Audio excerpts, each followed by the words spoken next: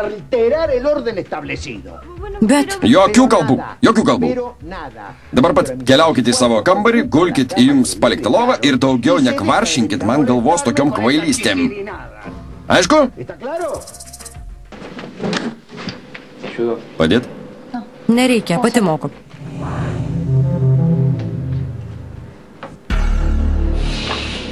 Mieloji, pasikalbėkime. Nenoriu pyktis. O ko tavo mama buvo atėjusi? Ko norėjo? Žinai, dabar aš nenoriu kalbėtis. Palauk. Gerai.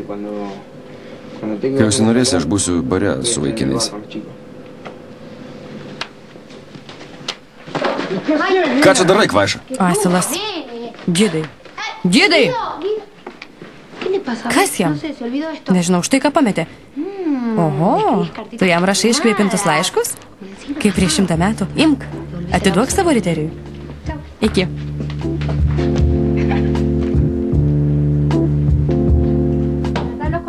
Atsargiai iš užsienio, dar sudaužysi. Man nerūpi, noriu, kad tai dažytai blondiniai perukas nukristų. Ką čia darai, kvaiša? Čia mano teritorija, argi nesupranti, kad trukdai, kvaiša, dink iš čia. Užsičiauk, nuo tavo cypiančio balso ausis įskaudėjo. Mano balsas necypiantis. Valdykis, isterikė, lovom apsikeitėm ir tiek. Tylėk, kvaiša, įsibrovėlė, vagišė, atsigulusi į mano draugės lovą. Tu begėdė, visiška begėdė. Argi nesupranti, kad naujokai negalima daryti, kad šauna į galvą, jei nori pritapti. Nebent būtum neišauklėta lepūnėlė. Mija, nesirūpink. Mes su Vika pasistengsim, kad ta begėdė įsibrovėlė daugiau nesikištų į mūsų reikalus.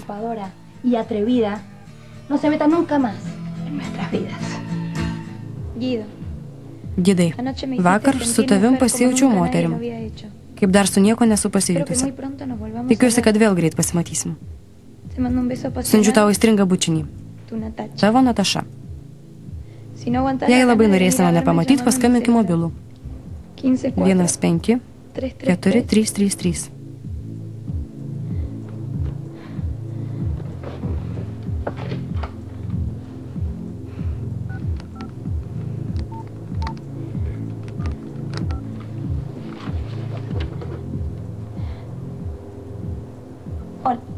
Alio?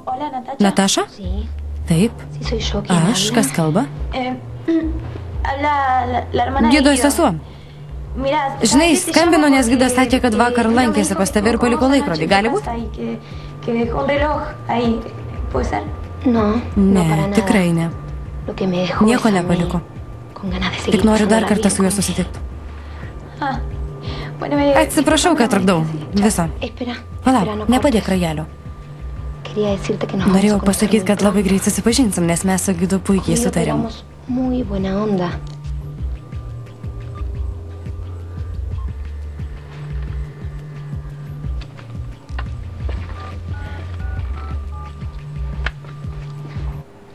Labą dieną, klientų aptarnavimo skyrius? Norėjau užblokuoti telefono numerį. Taip, šito mobilaus. Dabar pat. Kas tau, Rudi? Nežinau, kas Vikai daros, jį kažkokia keista. Nori sužinot, kas man daros? Tuoj paaiškinsiu. Būk gera, pasakyk. Man niekad nepatiko apgavikai. Nesuprantu, ką nori pasakyti. Prisimeni Natašą? Ne. Viską žinau, Gidai. Kas ta Nataša? Gana neapsimetinėk. Kas ta Nataša? Nežinau, kas jį. Gana daugiau nemeluok, girdėjai? Sakau, kad jau viską žinau. Kažko aš čia nesuprantu. Tikriausiai kliedi. Kas to sakė? Tikrai, kliedžiu. Šitas laiškas irgi kliedesys. O kas čia? Paskambink savo paleistuvį ir susitarkit susitikt. Mūsų draugystė baigės. Palauk, Vika, neišeik. Palauk truputį. Dar šitą pamiršau. Puiku. Tak vaišai kliuvo. Dabar solės eilė.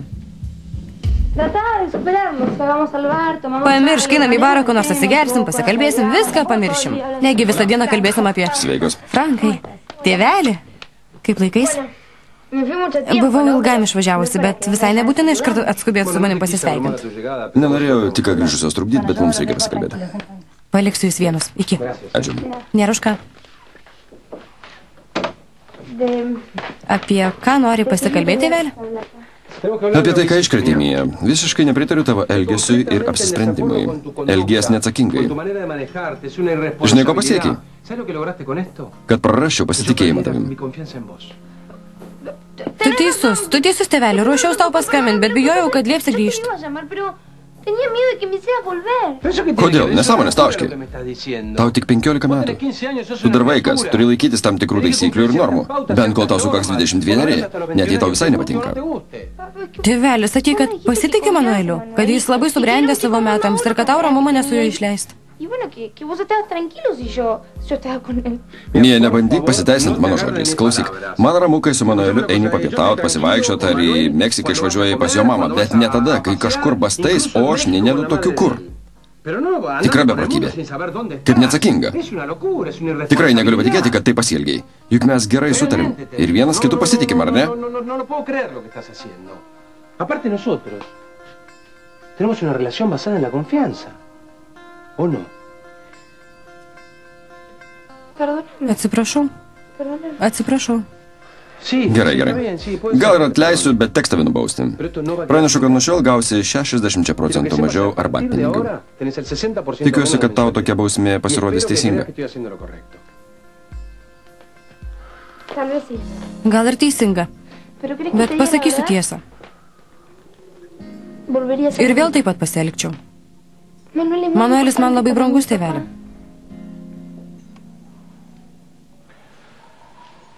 Tai nepasiteisinimas. Sakyk, argi jums buvo negana atostogų Meksikoje? Ne, nes jo mama nepaleido mūsų iš akių. O mes, nežinau, norėjom pabūti vieni. Nosotros, no sé, queríamos estar solos.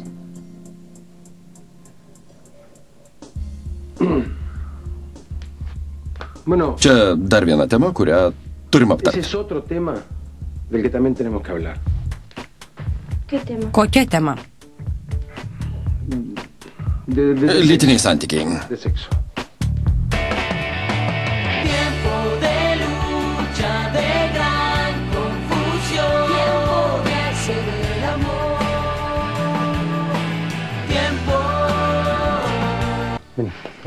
Ateik, dukrelė, ateik.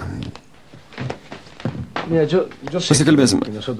Mija, žinau, kad mes niekada apie tai nesikalbėjom, bet akivaizdu, kad jau laikas. Kodėl taip manai? Mieloji, buvai išvažiavusi su savo vaikinu 2 mėnesiams, bet to, tu jau ne vaikas. Kodėl? Aš visada būsiu tavo mažoji mergaitė. Argi aš nesu pati gražiausia, paties šauniausia tėvelio dukrelė? Taip, mieloji, tu man tikrai visada būsi mano mažoji mergaitė, bet taip pat kada nors turėsi vyrą.